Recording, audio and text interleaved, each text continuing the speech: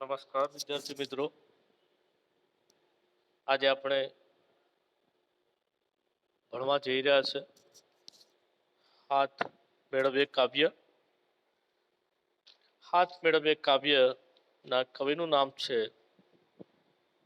નિરંજન નરહરી ભગત. તેમનો જન્મ 19 મે 1926 થયો હતો. તેમણે અલગ અલગ પ્રકારે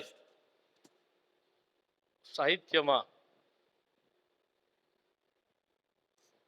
અલગ અલગ કૃતિઓનું સર્જન કર્યું હતું. એમનો જન્મ અમદાવાદમાં થયો હતો. છંદોલય, કિન્નરી, અલ્પવિરામ આ ત્રણેય કાવ્ય સંગ્રહોની કવિતા લઈ નવો કાવ્ય સંગ્રહ છંદોલય પ્રગટ થયો છે. છંદોલય, કિન્નરી, અલ્પવિરામ ત્રણ કાવ્ય સંગ્રહોની કવિતાઓ લઈ અને એક સુંદર કાવ્ય સંગ્રહ છંદોલય પ્રગટ થયો છે. તેમાં પ્રવાલ દ્વીપ અને 33 કાવ્યો પણ સમાવાયા છે.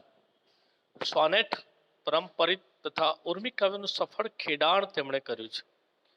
આધુનિક કવિતા, કેટલાક પ્રશ્નો, યંત્રયુગ અને મંત્ર કવિતા, મીરા, સ્વાધ્યાય લોક ભાગ 1 થી 8 એમના વિવેચનના ગ્રંથો છે.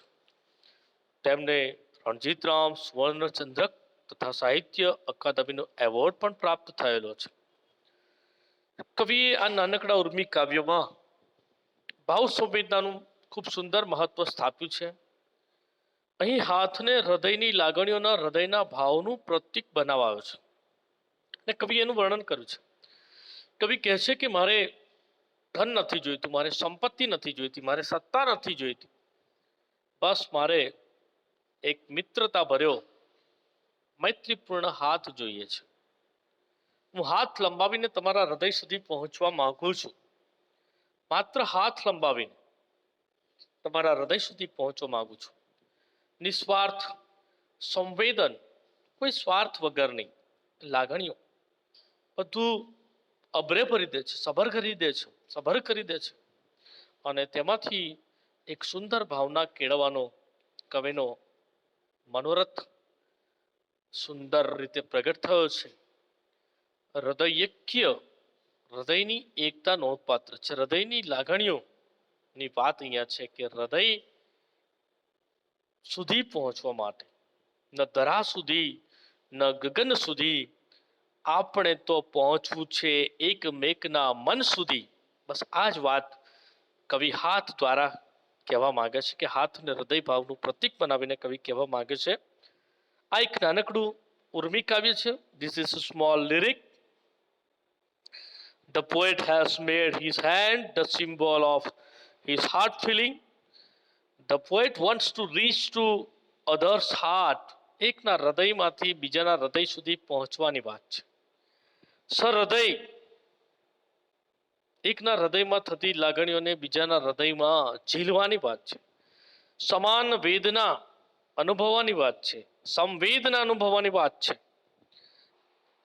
Even though he sees strange, the poet says that you might have wealth, you have name, you have fame, you have power, all this, but I want only your friendly hand. The moral of this poem is that we should keep selfless friendship with other. આપણે નિસ્વાર્થ મૈત્રી દરેકની જોડે નિભાવવું જોઈએ છે. દોસ્ત એટલે કે જ્યારે બે જણ એક સાથે પોતાના સુખ દુઃખ માટે અસ્ત થતા હોય એને દોસ્ત કહેવામાં આવે છે. દુનિયામાં જેઓને સારા દોસ્તો હોય છે દોસ્તો, તેઓ ક્યારેય જમીન દોસ્ત થતા નથી. કૃષ્ણ અને સુદામા એ આપણે ત્યાં ભારતીય સંસ્કૃતિની ધરોહર દોસ્તીનું પ્રમાણ છે. અહીંયા કવિ આ વાત રજૂ કરે છે. હૃદય ભાવને હાથને પ્રતીક બનાવ્યું છે. હું હાથ જો મારા ફેલાવું તો તારી દોસ્તી દૂર નથી. કવિની પંક્તિને થોડી આપણે બદલીએ. હું હાથ જો ફેલાવું તો તારી દોસ્તી દૂર નથી. હું હાથ જો લંબાવું અને તું ના કહી દે મને મંજૂર નથી. તો દોસ્તો એ વાત રજૂ કરી છે કે લાવો તમારો હાથ મેળવીએ, તમારો હાથ મને આપો. કવિ અજાણ્યા વ્યક્તિ પાસે કે છે કે હું તમને કહું છું હાથ લંબાવીને કે લાવો તમારો હાથ મને આપો. હાથ લંબાવીને વાતચીતની શૈલી છે દોસ્તો, ડાયલોગ જાણે કોઈની સાથે વાત કરતા હોય. લાવો તમારો હાથ જોડીને, લાવો તમારો હાથ લંબાવીને કહું છું કે લાવો આપણે મિત્ર બનીએ. Let me join your hand, I say you stretching my hand to you, be friends. એમ કે છે કે લાવો તમારો હાથ, હાથ લંબાવીને, આશ્ચર્યજનક છે, હાથ લંબાવીને કહે છે લાવો. આગળની પંક્તિમાં કહે છે કવિ, કહો શું મેળવી લેવું હશે મારે? તમારા હાથમાં તો કેટલું પછી રેખા છે, ગુરુ રેખા.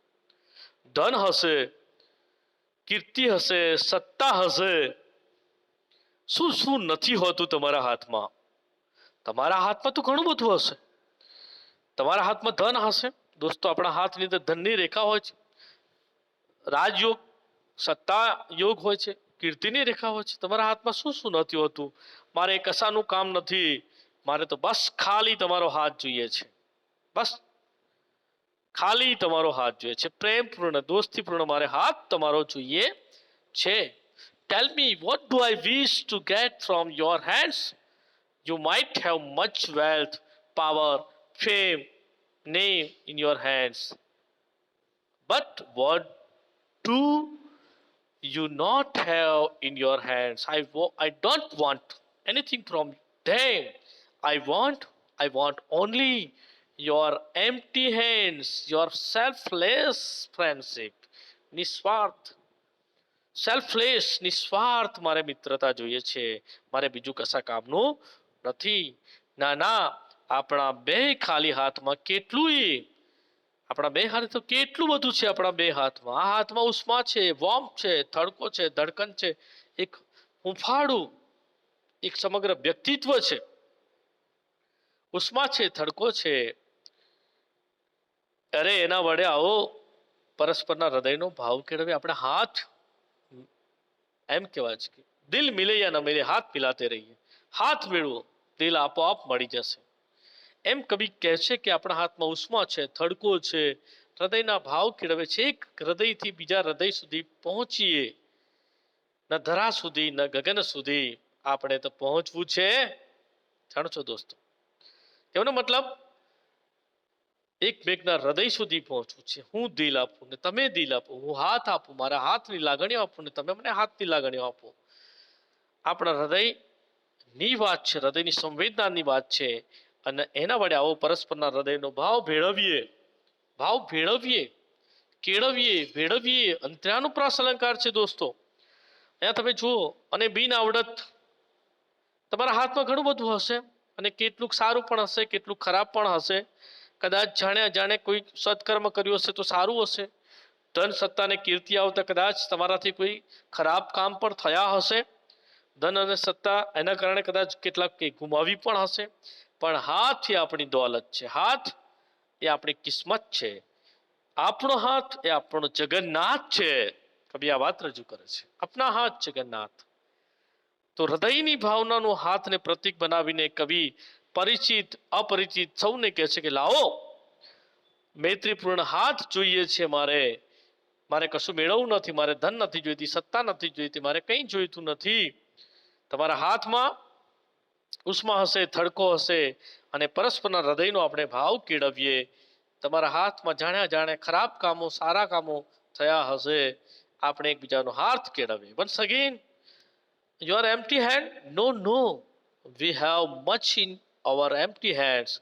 We have warmth and stammering in our hands. Oh, come, let's join each other's heart feeling.